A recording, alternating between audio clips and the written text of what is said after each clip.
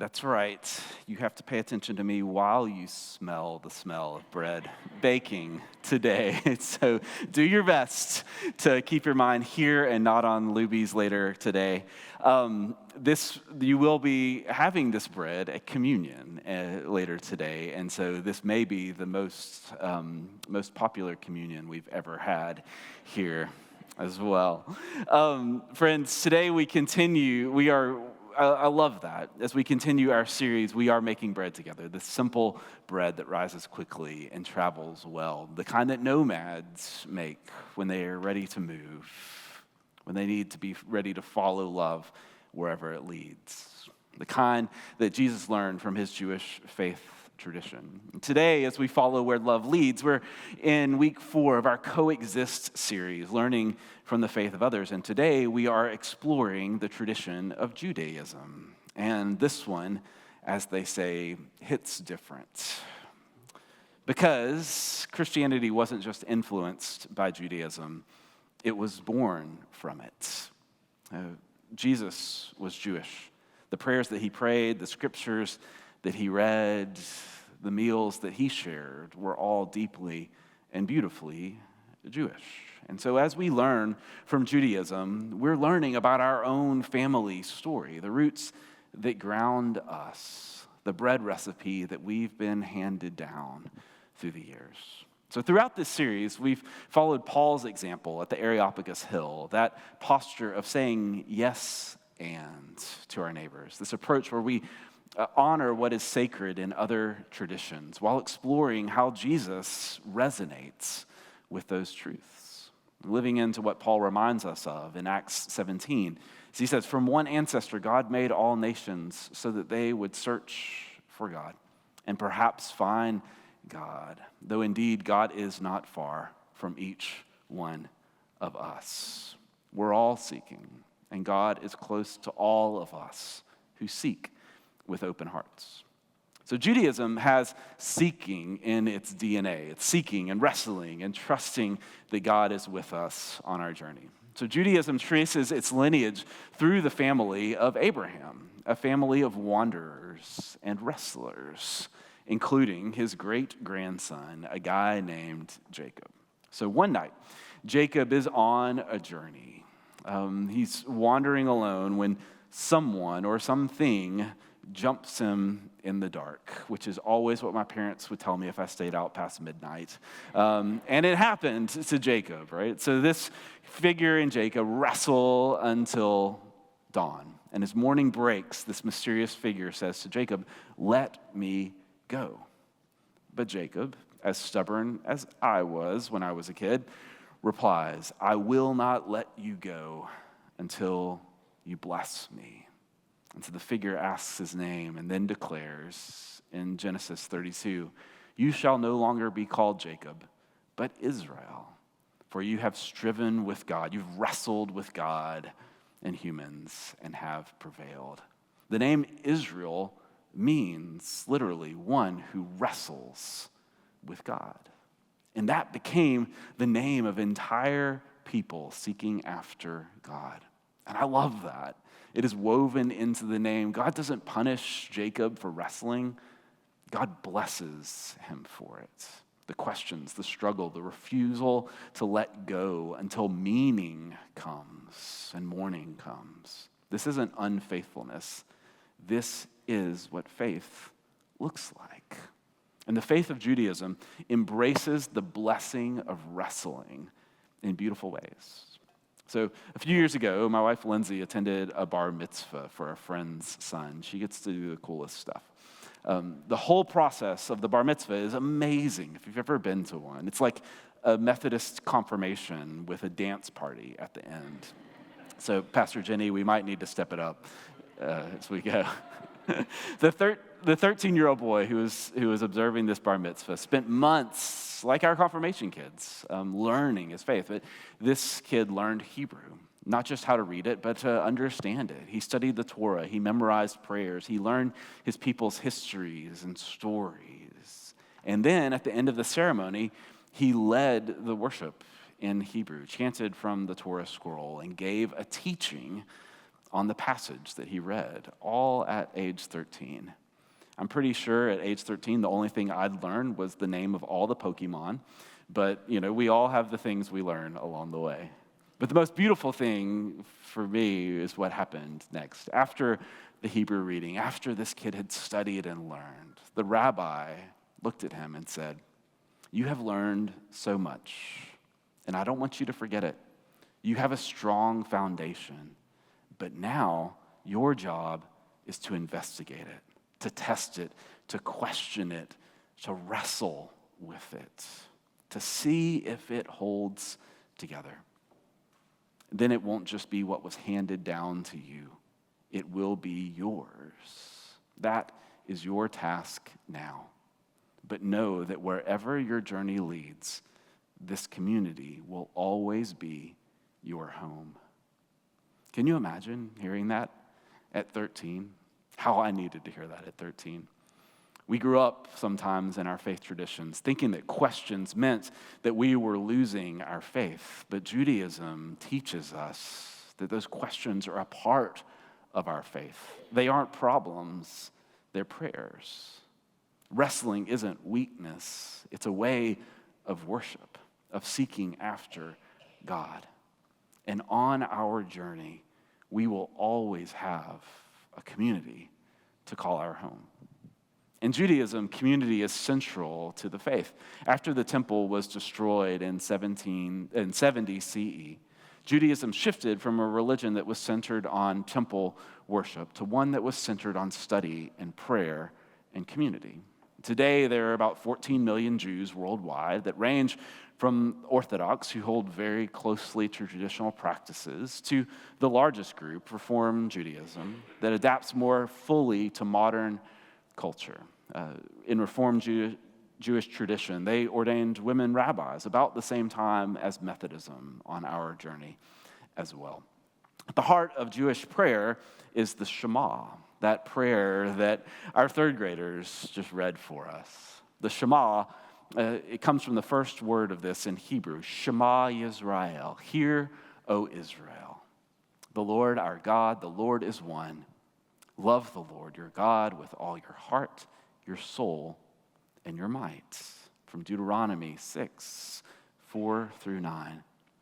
Jewish families recite this twice daily. It's written on scrolls and mezuzahs that hang on the doorposts of their homes. It's the first prayer that children learn, and it is often the last words that one speaks in their life as well. Hear, O Israel. And when Jesus was asked by other rabbis and others around him which commandment was the greatest, he quoted the Shema. And then he added a second from Leviticus. Love the Lord your God with all your heart, and love your neighbor as yourself. Both of these from Torah, both Jewish wisdom. Everything that Jesus taught hangs on these two teachings, and they come straight from the Jewish faith that he learned along the way. There's two other words, Hebrew words, that also shape Jesus' vision of God's world and God's love. The words hesed and shalom. So hesed is a beautiful word. It's a fun word to say also, too. You can practice it. Hesed means steadfast love, covenant love, the kind that doesn't quit when things get hard. And so listen to how Scripture describes God in Exodus 34. The very first time that God introduces God's self, the full name, it says, the Lord, merciful and gracious, slow to anger, abounding in steadfast love, keeping steadfast love, chesed, for the 1,000th generation.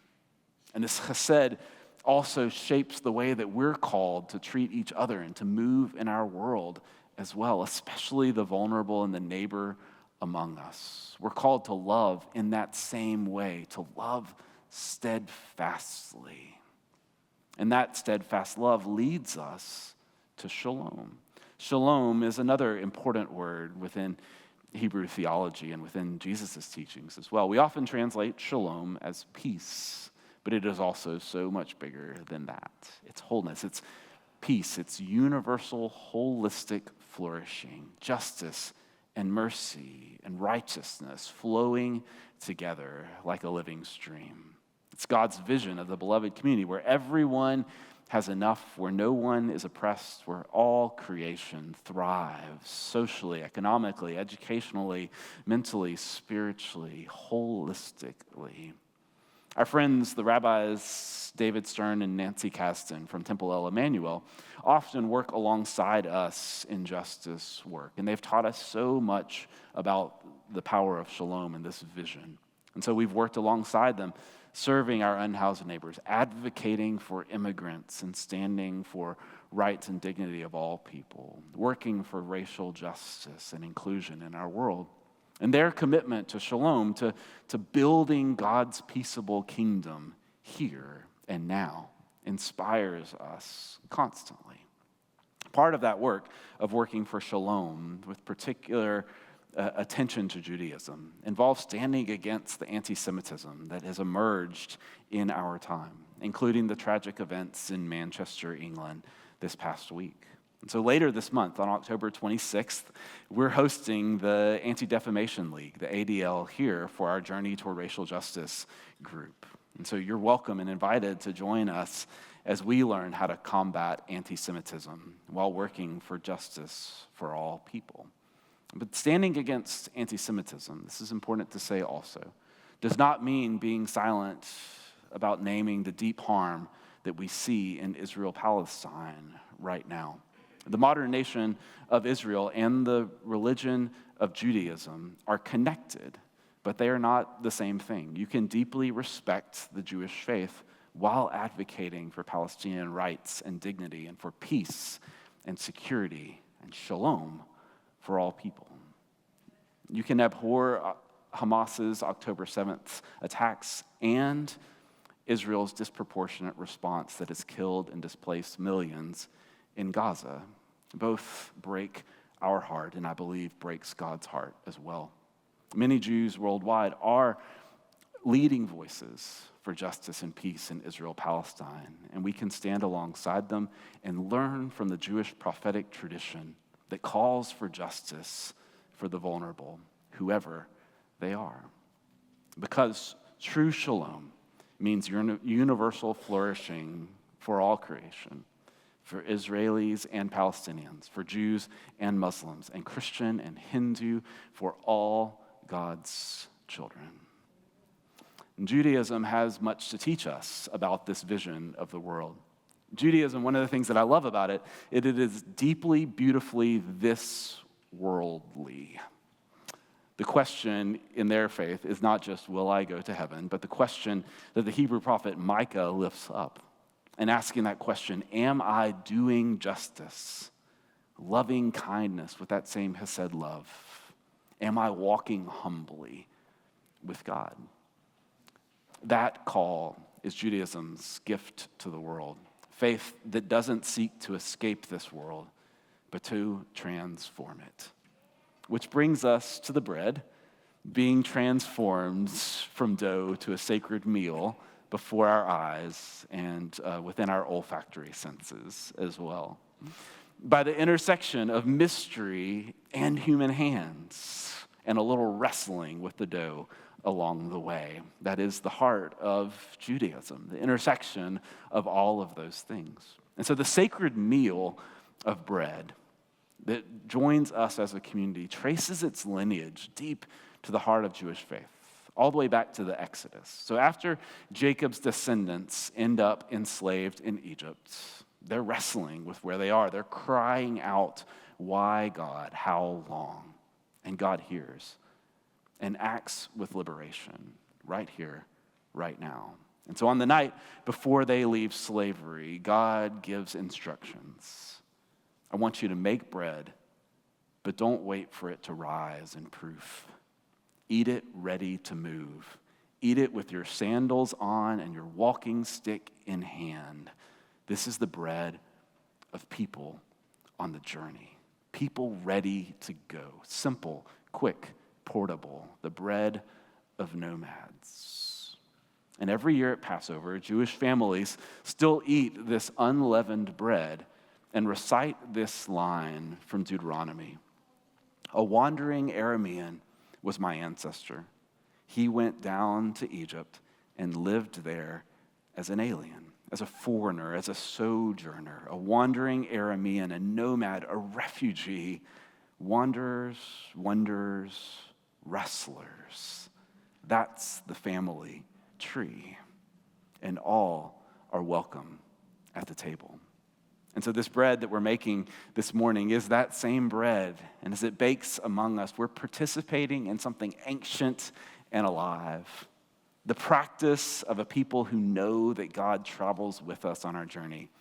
And a table that sets up camp wherever love leads us. And for us, that journey leads us to the Rabbi, Jesus. So I want to say something clearly about Jesus and Judaism, because too often, and probably in my history as well too, we've gotten the relationship between Judaism and Jesus wrong in ways that stray into anti-Semitism by pitting Jesus and Judaism at odds with each other to harmful effect throughout history. And so let me say clearly, Jesus was Jewish, full stop. He prayed Jewish prayers. He kept Jewish customs. He debated Jewish scriptures with other Jewish teachers. The Pharisees were not cartoon villains. They were his dialogue partners, his fellow wrestlers with God and with the teachings of Torah. And so when we pit Jesus against Judaism, when we make Christianity to be the good religion that replaced the bad one, we perpetuate anti-Semitism. And that has led to unspeakable harm for 2,000 years. So clearly, let me say this, Judaism is not Christianity's rough draft. It is a beautiful, complete, life-giving tradition. Our Jewish neighbors are loved with God's hesed love that never ends. What Jesus did was take the best of Jewish wisdom, the Shema, the call to love neighbor, the vision of shalom, the prophetic teachings, and say, yes, and. Let's open this even wider. And so he opened the doors of that covenant, steadfast love to include everyone, not just the descendants of Abraham, but all people, all seekers, all who hunger for God's love. The Passover table became the communion table. The bread of freedom became the bread of life. The covenant expanded to embrace the whole world. That's not replacement. That's expansion. That's not rejection. That's invitation. That's God saying, yes, and all people are invited. And today is World Communion Sunday, and we see that that expansion is still happening and still calls us to open the doors and the table even wider in our time.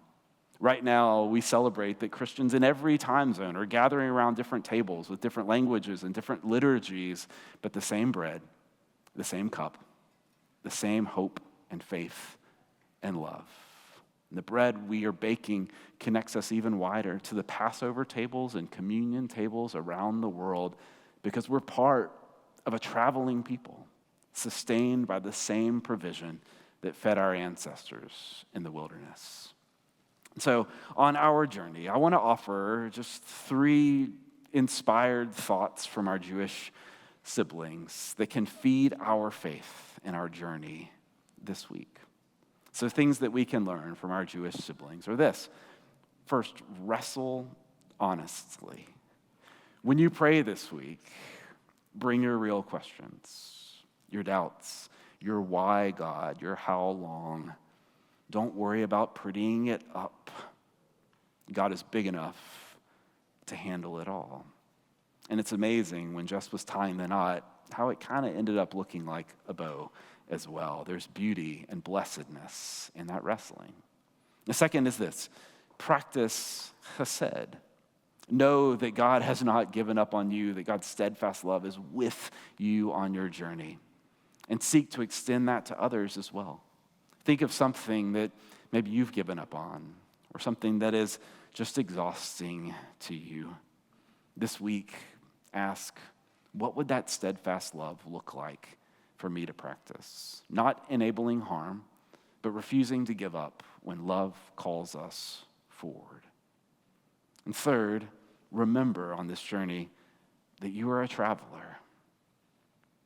The Israelites said, a wandering Aramean was my ancestor, and we are nomads too. We're called to love our neighbor, the immigrant, the sojourner, the traveler as ourselves. And remember that this world, as wonderful it is and as transformed as we are called to make it, that our home is the home in the great community that God has been building since the very beginning. And so what would it mean to live more lightly, to love more widely, and to be ready to move whenever love calls? Friends, we owe so much to our Jewish siblings. They taught us to wrestle. They taught us the beauty of hesed and God's never giving up love. And they taught us about shalom, God's vision for us all. And they taught us that the sacred meal sustains a people on the journey, that faith works through justice, and that questions are part of our holy quest.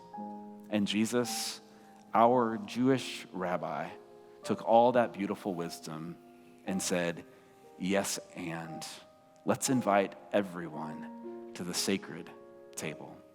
And so today, as we share this bread rising and sizzling among us, we join with Christians around the world, giving thanks. Thanks for the questions. Thanks for the wrestling. Thanks for the steadfast love that sustains us step by step on the journey, moving us toward the shalom that God dreams for all creation. So, as we prepare today to come to the sacred table, take a deep breath, smell the aromas, and let it remind you, you are fed, you are sustained, you are part of a people on the move, held by steadfast love, invited to a feast that has room and welcome for all. Thanks be to God. Amen.